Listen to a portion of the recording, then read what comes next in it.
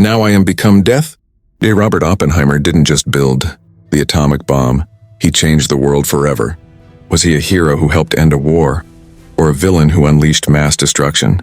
Driven by brilliance, haunted by guilt, his mindset was both his power and his curse. This is the story of the man who created a weapon that could destroy humanity and lived to regret it. In the history of human civilization, very few individuals have shaped the fate of the world as profoundly as J. Robert Oppenheimer. A man of immense intellect and emotional complexity, he is often remembered for one of the most chilling quotes in the history of science. "Now I am become death, the destroyer of worlds." These words, borrowed from the ancient Hindu scripture Bhagavad Gita, continue to echo through time, summing up the contradiction within a man who gave humanity the most terrifying weapon ever invented. But who was Oppenheimer really? Was he a visionary genius driven by duty and the pursuit of knowledge? Or a dangerous intellect who unleashed horrors without fully understanding the consequences? Was he a hero who helped end World War II, or a villain who opened the gates of nuclear hell? The truth, like the man himself, is far more complicated. This is not just a story of a scientist. It is the story of a mindset, one shaped by curiosity, ambition, guilt, and legacy. It is about the eternal battle between brilliance and responsibility, between power and conscience. In this deep exploration, we will journey through the life, thoughts, and actions of Robert Oppenheimer. We will dive into his childhood genius, his leadership of the Manhattan Project, his internal conflict after the bombings of Hiroshima and Nagasaki, and his final years spent seeking redemption. Oppenheimer's story is a mirror, reflecting the very best and worst of what the human mind is capable of. His mindset, shaped by a fierce commitment to ideas and a deep understanding of both science and humanity, offers powerful lessons about morality, ambition, and the double-edged sword of knowledge, whether you see him as a hero, a villain, or something in between. Oppenheimer's legacy forces us to confront the hard questions about science, war, and what it truly means to change the world. The mind of a genius. From the very beginning, it was clear that J. Robert Oppenheimer was no ordinary child. Born in 1904 into a wealthy, cultured Jewish family in New York City, Robert showed signs of brilliance from a young age. By the time most children were learning to read, he was already diving deep into physics, chemistry, and classical literature. He devoured books the way others consumed food. His intellect was not just sharp, it was voracious. But along with his extraordinary mind came a deep introversion, even loneliness.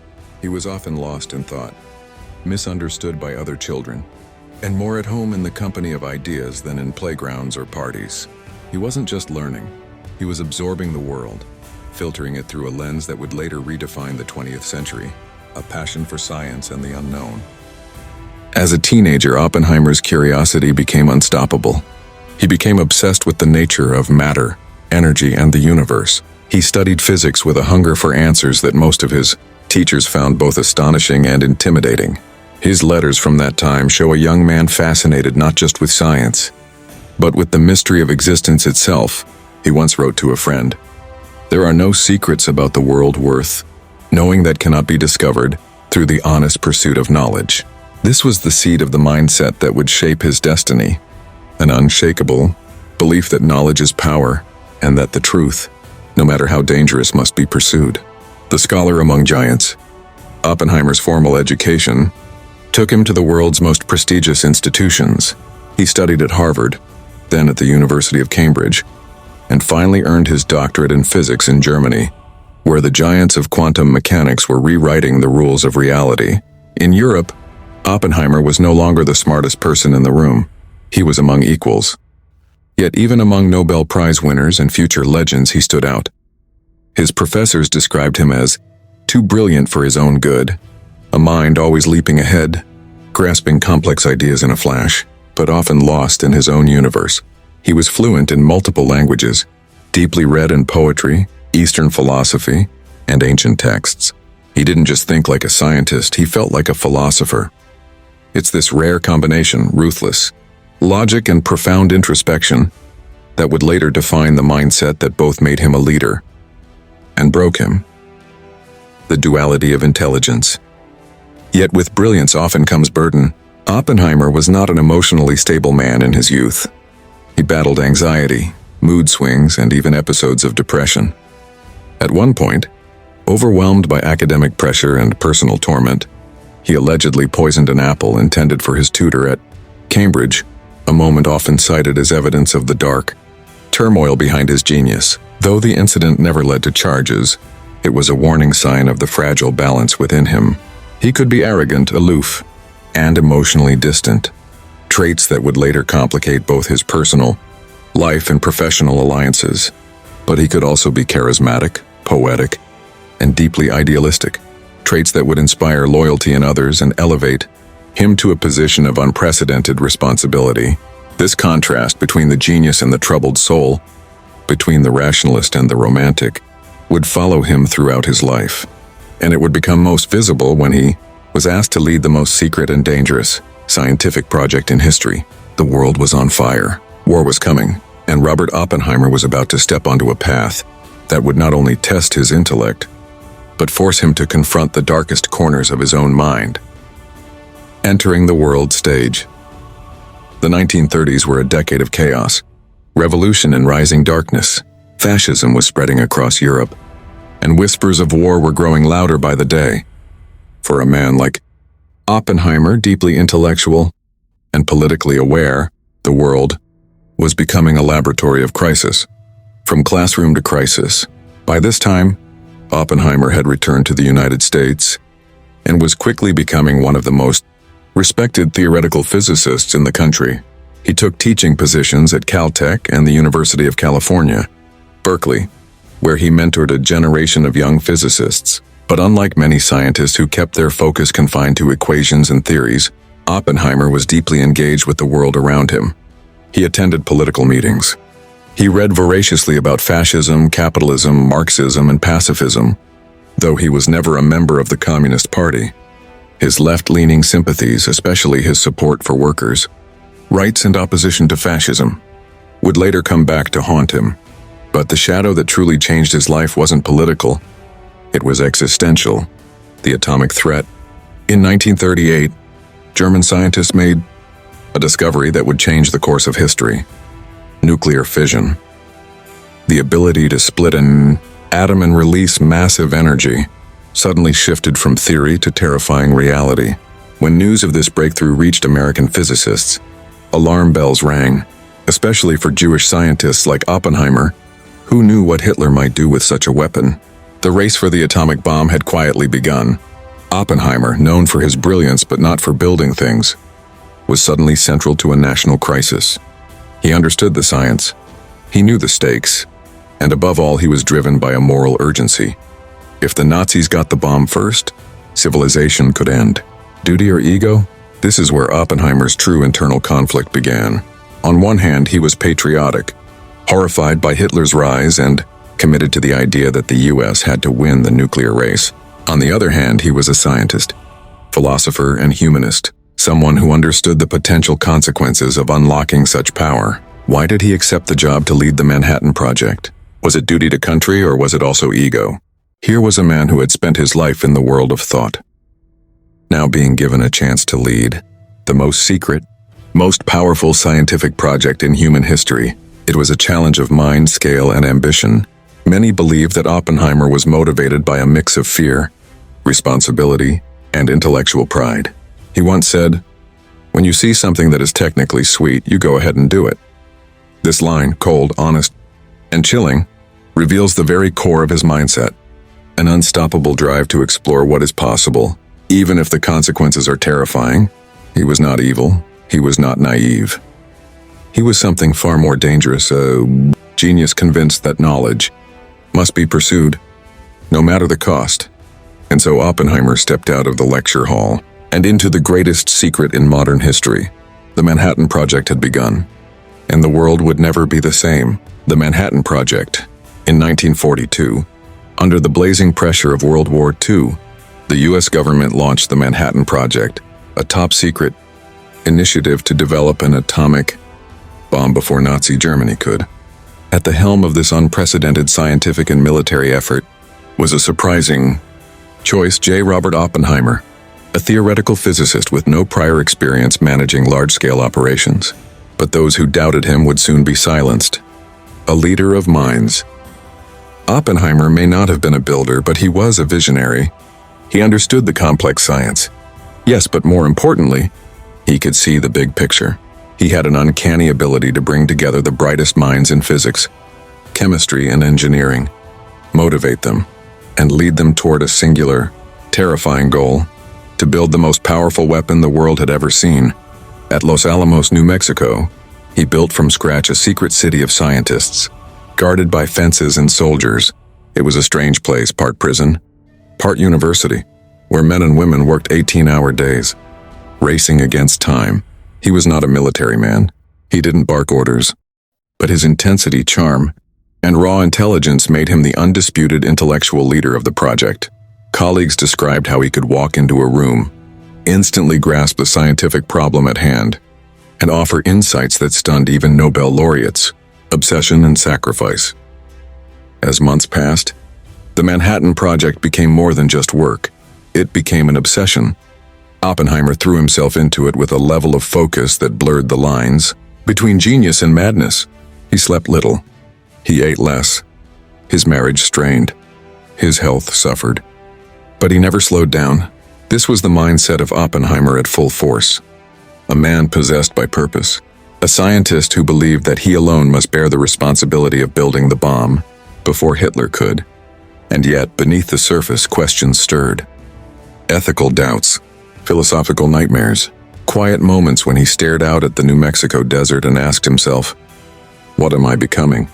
But he kept going. Science meets secrecy. One of Oppenheimer's greatest challenges wasn't the physics, it was managing secrecy, politics, and egos. Scientists are not soldiers. They question, argue, rebel. Oppenheimer had to hold together a volatile mix of brilliant people while constantly under surveillance by the military, and yet he thrived in this tension. He was fluent in both scientific logic and human emotion. He could explain complex equations and quote Sanskrit poetry in the same breath. Under his leadership, Los Alamos moved at lightning speed. Every equation brought them closer. Every test narrowed the gap. The theoretical was becoming real. By mid-1945, after nearly 3 years of relentless work, the bomb was ready.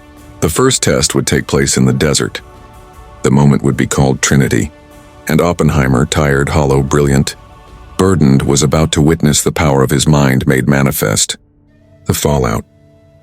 The bombs dropped on Hiroshima, August 6, 1945, and Nagasaki, August 9, 1945, changed the world in a way no one could fully comprehend at the time. In the span of days, over 200,000 lives were extinguished, and the cities were reduced to ashes. For many, the bombings marked the end of World War II. But for Oppenheimer, it marked the beginning of an internal war that would haunt him for the rest of his life. A world in shock, as images of the destruction poured in, burnt shadows on walls, melted faces, charred children. Oppenheimer saw the real world, consequences of what had once been numbers, formulas, and lab tests. He had believed the bomb would be used as a deterrent, or perhaps dropped on a military target with warning. But Hiroshima and Nagasaki were civilian cities. Men, women, and children died without warning, vaporized in an instant. The scientific marvel had become a tool of mass death. For the American public, Oppenheimer was hailed as a hero. Newspapers called him the father of the atomic bomb, and for a short time he basked in fame. But behind closed doors, he was falling apart. In some sort of crude sense, he said later, which no vulgarity, no humor, no overstatement can quite extinguish. The physicists have known sin. He had crossed a line, and he knew it could never be undone. A mind divided. Oppenheimer's mindset, once built on clarity, logic, and ambition, began to fracture. The very brilliance that had driven him to success now turned inward, pulling him into guilt and existential doubt. He began to speak against further nuclear development, warning that the bomb was not just a weapon, but a threat to human survival.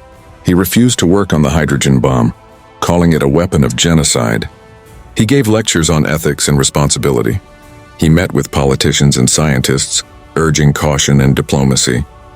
But this shift from the man who made the bomb to the man who wanted to stop it didn't sit well with everyone. The government began to view Oppenheimer not as a hero, but as a liability. Surveillance and suspicion. The Cold War was beginning. Paranoia was rising, and Oppenheimer's past, his friendships with communists, his anti-H-bomb stance, his outspoken nature, made him a target. The same man who had once been trusted with the greatest secret in American history was now under investigation by the FBI. His phones were tapped. His colleagues were questioned. He was followed, monitored, doubted. It was a slow, brutal fall from grace. And yet, even as the pressure mounted, Oppenheimer refused to bend. He remained true to the mindset that had always guided him. We have to make decisions based on conscience, not just convenience. Oppenheimer was no longer just a builder of bombs. He had become a philosopher of power. A man caught between two roles, destroyer and protector, creator and conscience, hero and villain. And the battle was far from over. Chapter 6. From Hero to Suspect. The same government that had once trusted Oppenheimer with the future of the free world now turned against him. By the early 1950s, the U.S. was deep in the Cold War, and fear of communism gripped the nation like a fever. Loyalty was questioned. Dissent was punished. In this climate of suspicion, Oppenheimer's past associations, anti-H-bomb stance, and vocal warnings about nuclear escalation made him a target. And in 1954, the storm finally broke. The security clearance hearing. In April 1954, Oppenheimer was summoned to a hearing by the Atomic Energy Commission, AEC. The goal? To strip him of his security clearance and silence his influence. It was a political attack disguised as a legal review. The hearing was private, but the consequences would be public and humiliating. Over the course of 4 grueling weeks, Oppenheimer's life was torn apart. His loyalty was questioned. His colleagues betrayed him, and his private conversations were dissected as though he were a criminal. The same genius who helped win the war was now being treated like a traitor. He defended himself with clarity and dignity, but the outcome was predetermined. He was declared a security risk and had his clearance revoked. In essence, he was exiled from the very world he had helped create. The tragedy of intelligence. What made Oppenheimer dangerous was not treason, but independent thinking. He was a man who dared to question the morality of power, who refused to blindly obey, who believed that scientists were not servants of war but guardians of humanity. But in the Cold War era, such beliefs were seen as weakness or worse, subversion. His fall was not just personal, it was symbolic.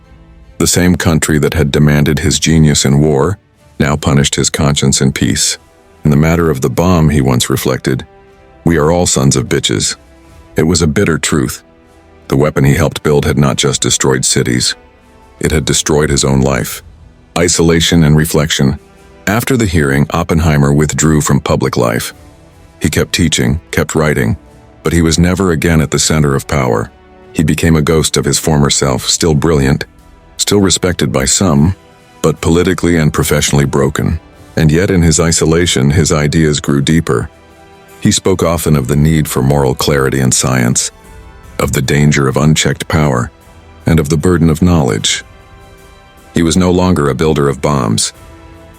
He had become a warning, a living example of what happens when brilliance is used without restraint, and when a nation chooses fear over reason.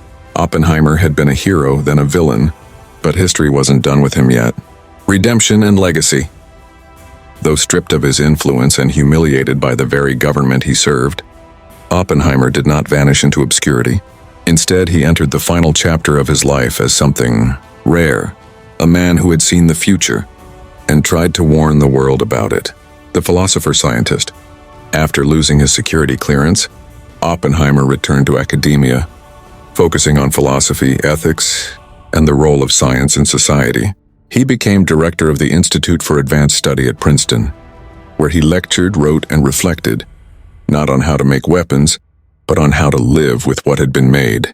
No longer on the front lines of science, he became a moral voice, speaking about the consequences of nuclear proliferation and the dangers of scientific arrogance. He urged restraint. He urged cooperation. He warned that science unbound by ethics could lead to ruin. "We may be likened to 2 scorpions in a bottle," he said of the US and the Soviet Union, each capable of killing the other, but only at the risk of his own life. This was the mature Oppenheimer, Not the man who had once pursued the bomb with fire in his eyes, but one who now understood the price of power. America remembers. By the early 1960s, the political winds began to shift. The Cold War had not ended, but the paranoia of the 1950s was fading. More and more people began to see Oppenheimer not as a traitor, but as a man of principle, someone who had dared to speak uncomfortable truths. In 1963, President John F. Kennedy decided it was time to right a historic wrong.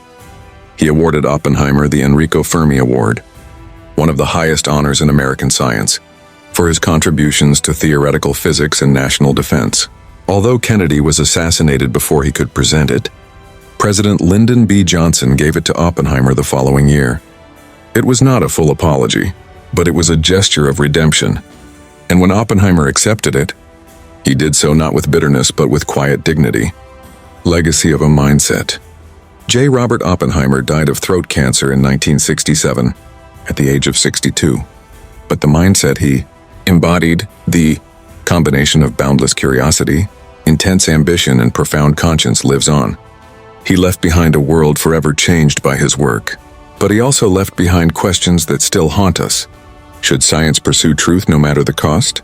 Can genius be separated from morality? Is it possible to be both a creator and a destroyer and still live with yourself? Oppenheimer never gave easy answers, but he lived and suffered the consequences of those questions. And in doing so, he became more than a scientist. He became a symbol. Not of good, not of evil, but of the terrifying power of the human mind when it dares to touch the divine. The eternal question. J. Robert Oppenheimer remains one of the most complex and compelling figures in modern history. His life forces us to confront a question that defies simple answers. Was he a hero or a villain? He was both and neither. A man driven by brilliance and ambition, who created a weapon that ended a brutal war but unleashed a new era of existential threat. A scientist who embraced the pursuit of knowledge, yet was haunted by the moral consequences of what that knowledge produced. His mindset was a paradox, a relentless quest for discovery wrapped in deep, painful conscience. Oppenheimer teaches us that great power comes with great responsibility, and that the human mind, for all its genius, can be both a force for creation and destruction. His story is a mirror held up to our own modern dilemmas. How do we balance progress with ethics? How do we use knowledge wisely? How do we face the consequences of our actions? In a world still shadowed by nuclear weapons and technological uncertainty, Oppenheimer's legacy is more relevant than ever. He was not a simple hero or villain, but a man who lived in the gray space between, grappling with what it means to change the world. And in that struggle, his mindset remains a powerful lesson for all who seek to shape the future.